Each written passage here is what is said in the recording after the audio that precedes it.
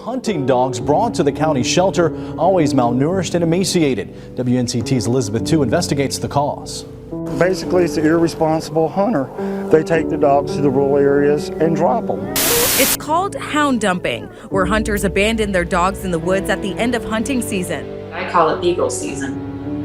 That's when the hunting season is over. They no longer want to take care of the dogs, so they just leave them out there.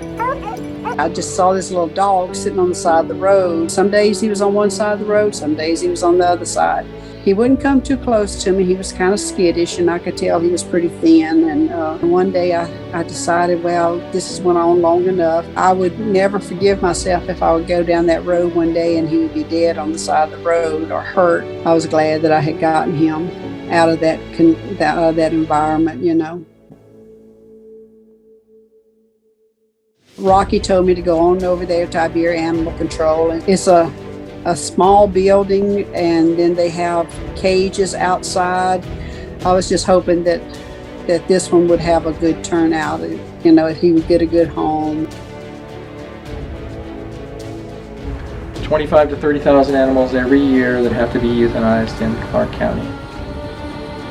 Here at the shelter, when an animal comes in, we only give it 6 working days for the owner to find it. And the reality is yeah, there's going to be 25 to 30 dogs put to sleep tonight. I received a call, and she said, they have a male beagle at iPad. Can you foster? I got in the kennel, and I said, come on, little man. You're going home with me. And I'm wondering, who was he? Where did he come from? How did he break my wall down? Nobody does that. But he did. I don't think people realize that every weekend, literally thousands of dogs are moved around the United States by volunteers, taking these dogs from almost certain death and then watching them get adopted by wonderful families and living a good life.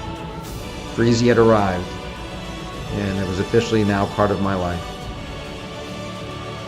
I did not know how long they'd been together, but I knew for a fact Breezy had this guy pretty well trained, and I thought they could do this, because if he followed Breezy's lead, he would be fine, and the rest is history. Breezy, a therapy dog?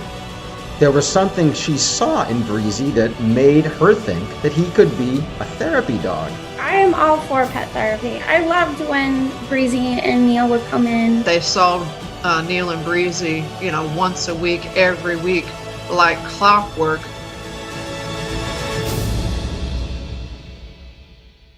I knew something was wrong, and I knew I had to act quickly. I got in the car, and I just began to drive as fast as I could. I literally did not know whether Breezy was alive or dead. Breezy was in rough shape when he got back to me. He was lateral, not with it at all, and we needed to act pretty fast.